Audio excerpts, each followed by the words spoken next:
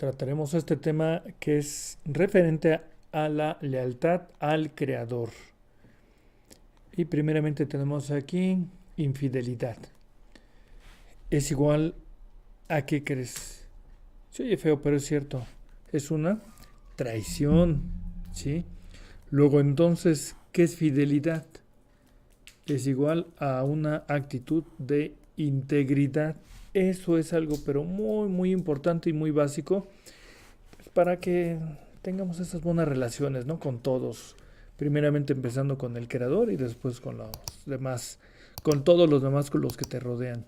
Y es por ello que estamos entonces hablando de este mandamiento tan importante que es el mandamiento 30, que hace referencia a Éxodo 20:14, no cometerás adulterio. Considerando este mandamiento, lo agrupamos de vuelta en nuestra tablita y llegamos que efectivamente viene siendo ya el mandamiento secuencial para Videoteca ID, el 30, y en la numeración de Ramban el 35. Entonces, en la numeración de Ramban el 35 lo titulan no ser inmorales con la mujer de otro hombre, y que corresponde precisamente al séptimo del Decálogo, y es la cita de referencia Éxodo 20:14. Por consiguiente, entrando en materia, corresponde entonces este mandamiento al que estamos haciendo mención, como ya dijimos, al séptimo del Decálogo, y va a tratar sustancialmente de esto. Hay dos términos para referirse al adulterio. Vamos a abrir una llavecita y ponemos primero naf y otra es que es saná. ¿Cómo se define uno y otro término? Vamos a mirarlos. Tenemos que el primero es el H5003, naf. Y naf pues lo tenemos con una escritura de una nun, una alef y una P o F larga final. Ahí está. Y naf, ¿qué significa? Adulterio, fornicación o figurativamente apostatar. Vamos a ver algunos textos para apoyarnos en ellos, como Oseas 7:4, y dice: todos ellos adúlteros son como horno encendido por el hornero, el cual cesará de avivar después que esté hecha la masa, hasta que esté leuda. Entonces los está comparando cuando alguien está en esa intención del adulterio como un horno encendido, fíjate nada más. Malaquías 3:5, y vendré a vosotros para juicio y seré pronto testigo contra los hechiceros y ¿quién crees que más? Y adúlteros. Sí, entonces aquí manejamos este término que Naf nos dirige a estos dos textos de Oseas y Malaquías, y vamos a mirar el otro término que es saná, y saná también que se hace referencia a adulterio, pues es esta otra palabrita que la vamos a tener con una sain, es una sain, una nun y una g. Entonces significa ramera, desenfreno, también significa fornicar, prostituirse o bien adulterio. ¿En qué texto nos apoyamos para tal comentario? Génesis 34:31. Y ellos respondieron: ¿había él de tratar a nuestra hermana como una ramera? ¿Se acuerdan de ese caso? Se molestan los hermanos de Dina, ¿se acuerdan? No, es un enojo tremendo. Y aquí vemos que entonces Sanat fue la palabra que nos dirigió a este texto de Génesis 34:31. Y otro texto propuesto es Éxodo 34:16. Dice: o tomando de sus hijas para tus hijos y fornicando sus hijas en pos de sus dioses, harás también fornicar a sus hijos en pos de los dioses de ellas. Entonces aquí esta palabra sana se encuentra aquí como fornicando y como fornicar. Entonces esta falta está catalogada como una pena capital, fíjate. No es cualquier cosa, ¿eh? Pues dice Levítico 20:10, y el hombre que adulterare con la mujer de otro, el que cometiere adulterio con la mujer de su prójimo, indefectiblemente se hará morir al adúltero y a la adúltera. ¿Sí? Qué importante es mirar estos textos. Entonces es de condena de pena capital.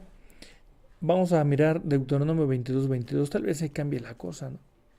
Entonces Deuteronomio 22:22 dice,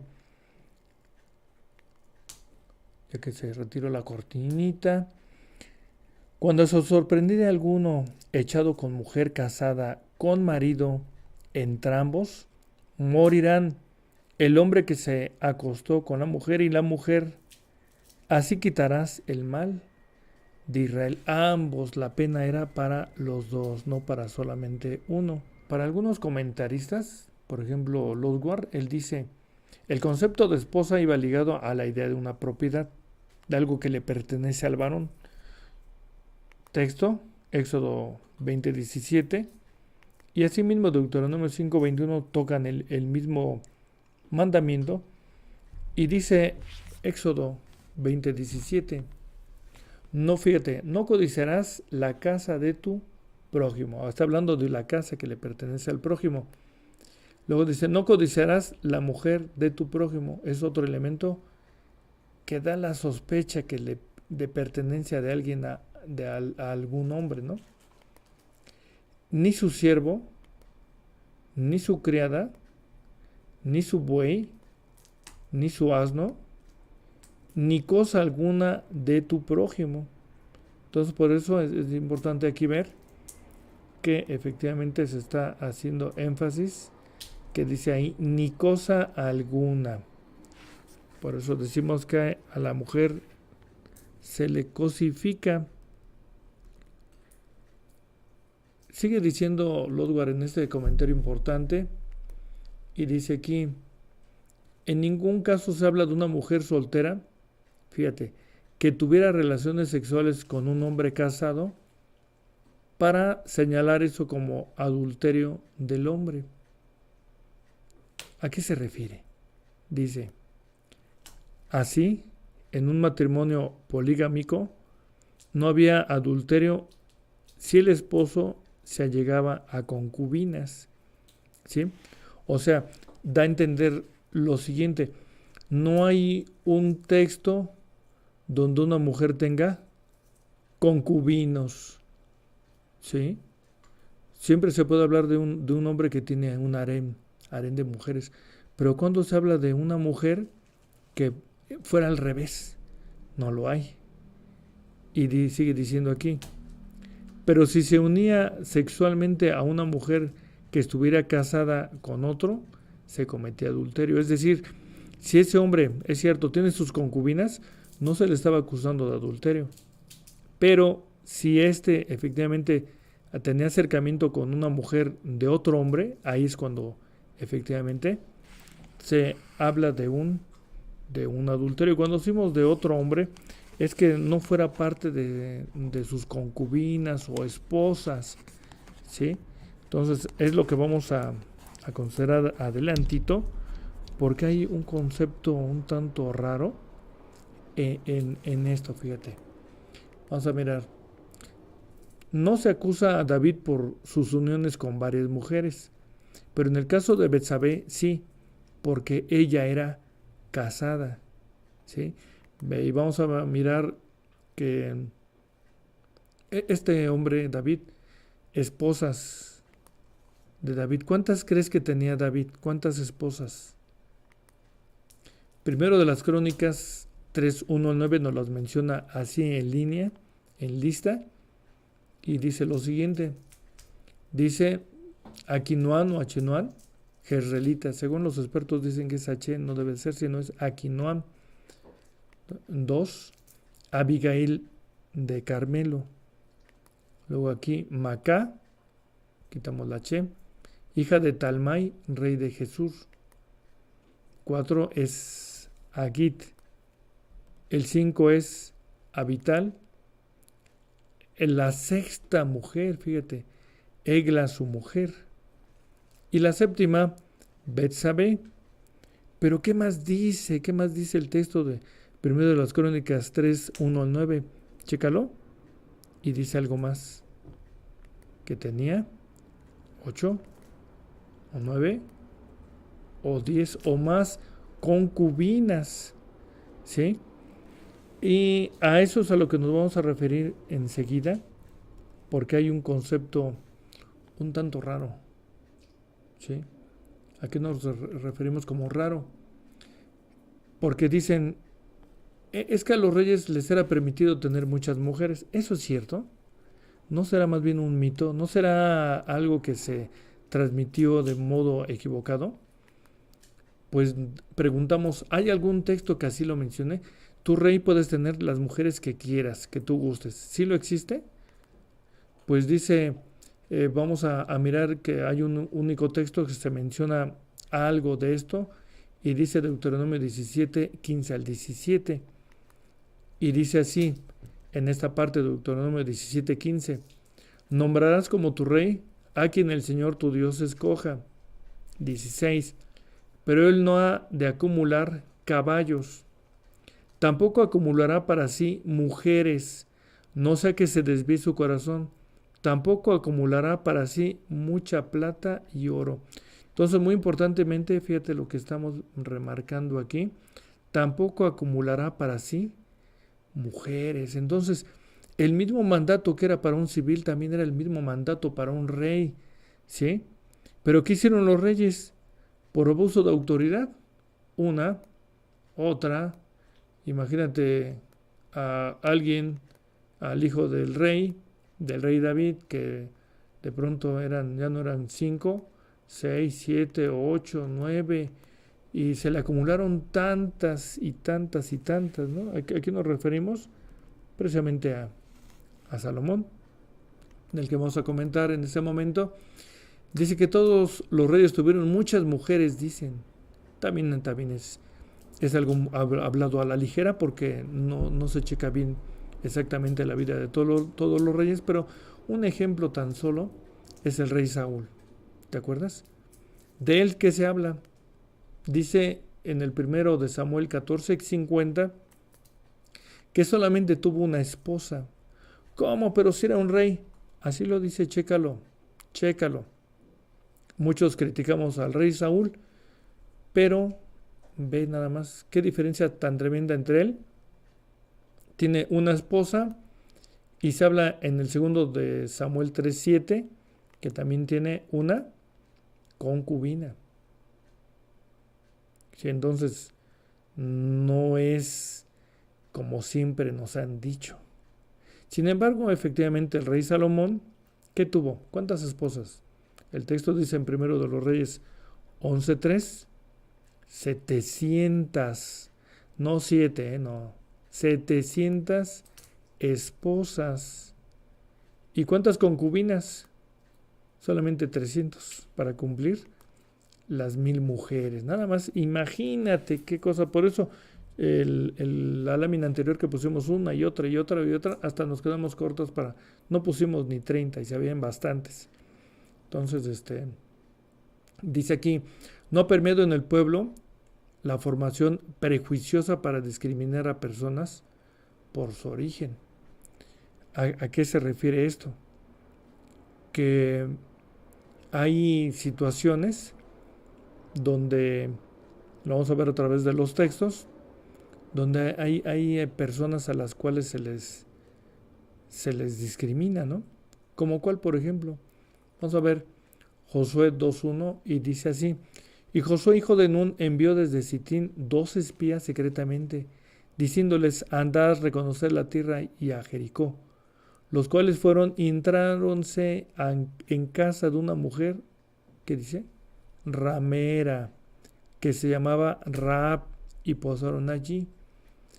Entonces también es algo muy importante aquí, porque pensamos que efectivamente hay personas que cometen adulterio y, como dice el texto, son dignas de muerte.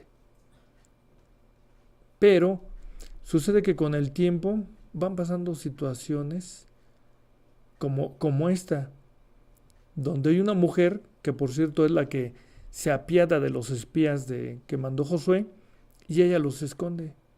Pero ella inteligentemente les dice: ¿qué obtendré de ustedes si los escondo y les digo cómo huir?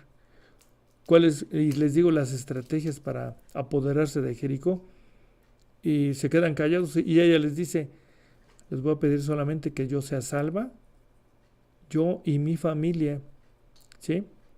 Y esta mujer tan sabia se incorpora precisamente a la descendencia que va a llegar hasta el nacimiento de Jesús el Cristo. Rahab, exactamente, se menciona en Hebreos ella. Otro texto también donde por su origen a la gente se le discrimina equivocadamente, prejuiciosa. Dice Jueces 11:1: existía entonces un hombre llamado Jefté, galadita, hombre valiente, hijo de, ¿qué crees?, de una ramera, al cual había engendrado Galad. A este hombre también la gente, sus alrededores, lo discriminaban, sus medios hermanos no lo querían. Hijo de la ramera, imagínate nada más, ¿sí? Entonces, tanto uno como el otro son importantes. Son importantes porque tienen un origen, pero ese origen lo remontan ellos sin problema. ¿A base de qué? A base de esfuerzo. Y vemos el caso de esa mujer, y dice así: su valentía permitió que los israelitas lograran su objetivo a final de cuentas. Ella les dio la estrategia, cómo esconderse, cómo huir, y les defendió. Entonces, actuó bien y se supo meter al pueblo de Israel, ¿eh? Entonces también el caso de Jefté. ¿Qué pasó con Jefté? ¿Te acuerdas? Fue un hombre muy valiente, y dice ahí lo que vamos a poner enseguida.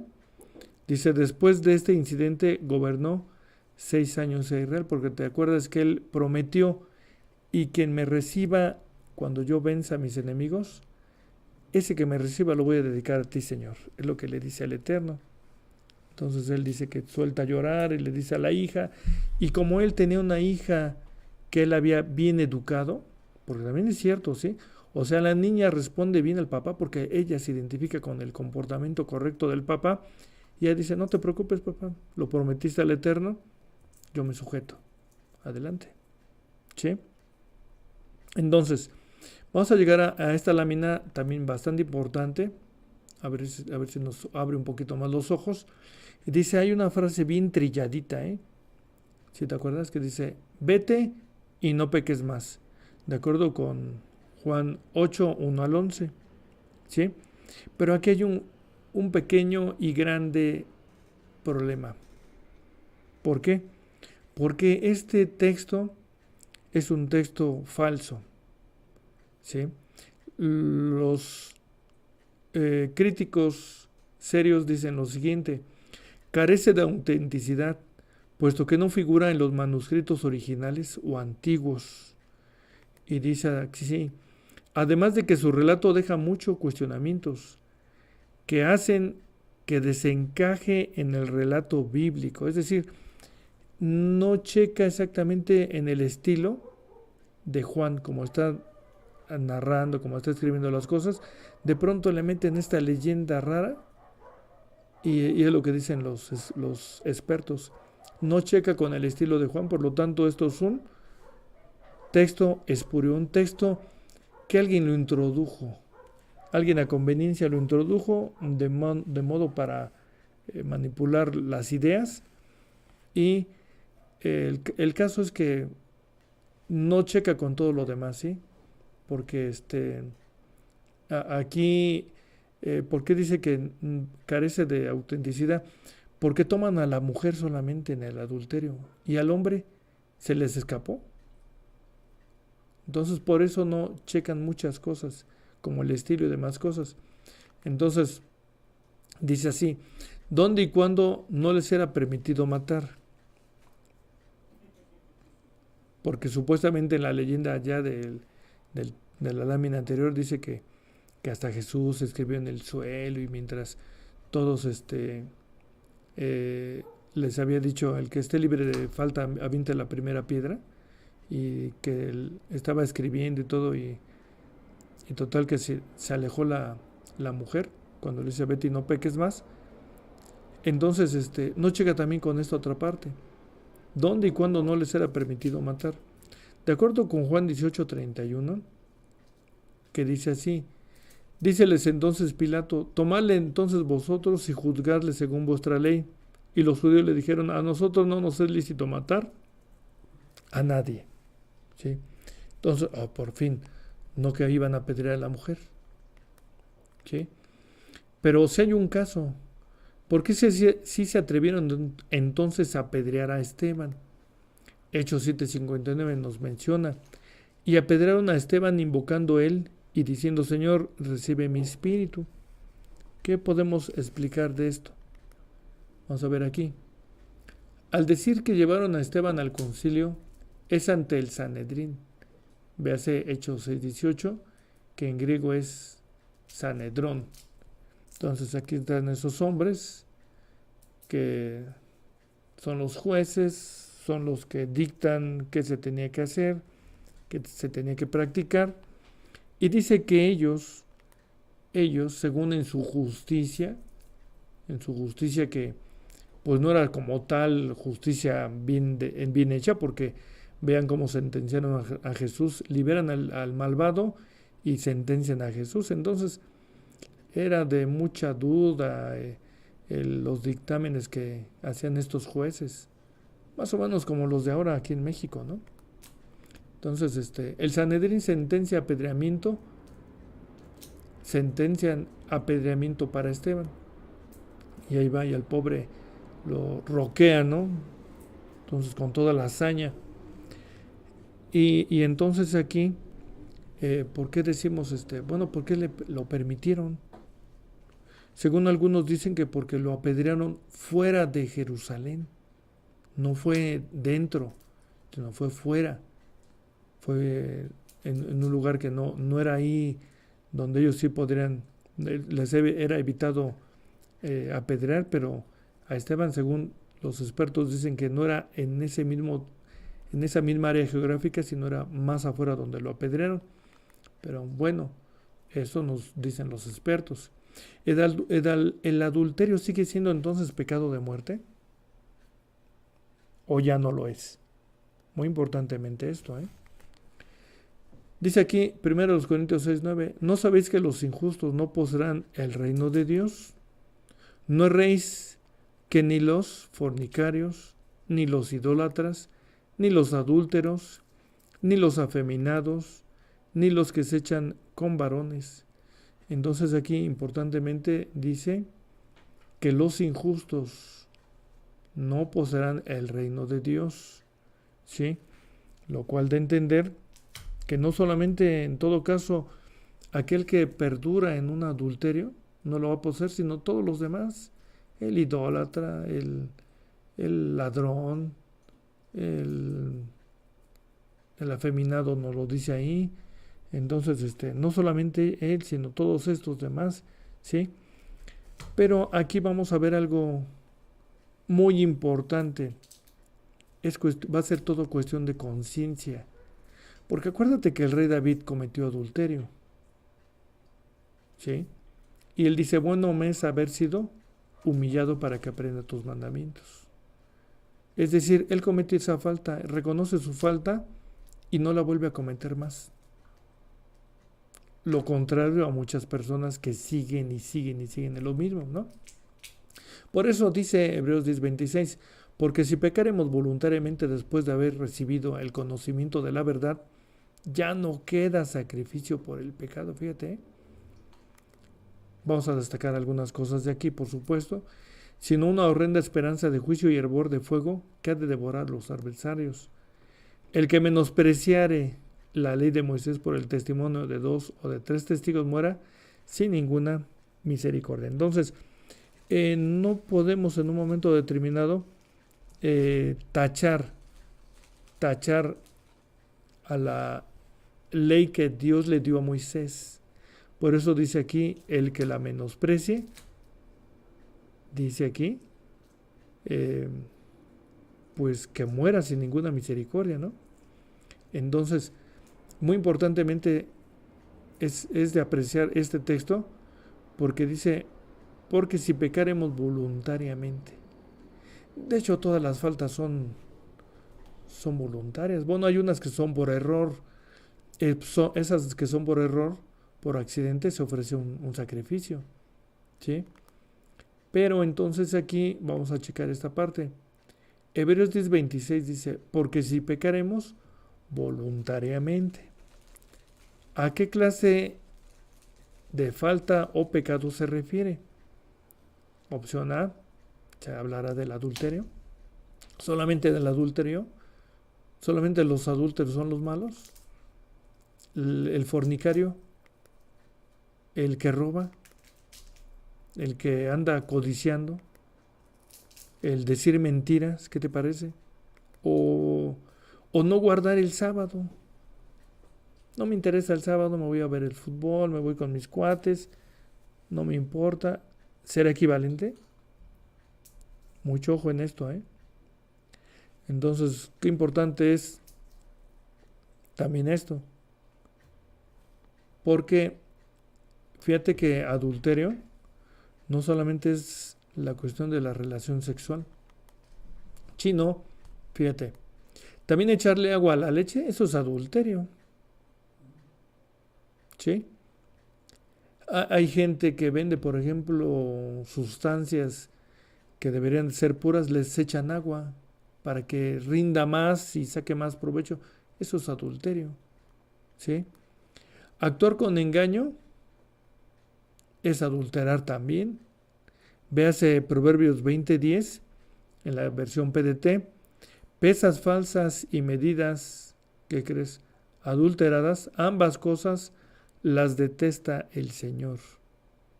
Y el versículo 23 dice ahí mismo, el Señor detesta el uso de pesas falsas y condena el uso de balanzas adulteradas. Exactamente, versión PDT. ¿Sí?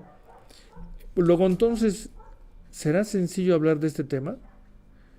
Pues será fácil condenar, pero ¿qué tal en la práctica? Aceptar el engaño es adulterar. ¿Sí? Luego entonces, ¿qué dice este texto que vamos a mencionar de Eclesiastés 8:11? Porque no se ejecuta luego sentencia sobre la mala obra. El corazón de los hijos de los hombres está en ellos lleno para hacer mal. ¿A qué se refiere? Para ver exactamente a qué se refiere este pasaje, citamos otras tres versiones. Y en el primero dice, porque no se ejecuta luego sentencia sobre la mala obra. Pero ve como que cambia sustancialmente la idea cuando dice aquí, cuando no se ejecuta rápidamente la sentencia de un delito. Y en esta otra, porque al no ejecutarse enseguida la sentencia para castigar la maldad, se provoca que el hombre solo piense en hacer lo malo. Es interesante porque en la primera Reina Valera parecería que hay gentes que se escapan del castigo, de la sanción, pero no se refiere a eso. Se refiere a la indolencia para poder castigar, ¿sí? Para poder sancionar. Por consiguiente, es muy importante tomar en cuenta que no podemos jugar el papel de juez y decir, no, es que cometiste adulterio y ya te pierdes, ¿no? Es cuestión de conciencia. La conciencia del rey David no le permitió perderse y por eso él se alineó y le dice al Eterno en sus oraciones, y no te acuerdes de mis faltas de mi adolescencia. ¿Sí? Sustancialmente a esto, qué importante citar este texto, que dice así, Éxodo 32:33, generaliza todo, y dice, al que pecare contra mí, a este raeré yo de mi libro. Entonces vamos bajándole unas 3 rayitas y dejar de condenar, y en este sentido mejor asumir que si yo me quiero salvar, por supuesto que tendré que tener una conciencia limpia delante del Señor. ¿Sí? Una conciencia que constantemente me esté retrayendo de hacer el mal a los demás. Gracias. Esto es Videoteca ID.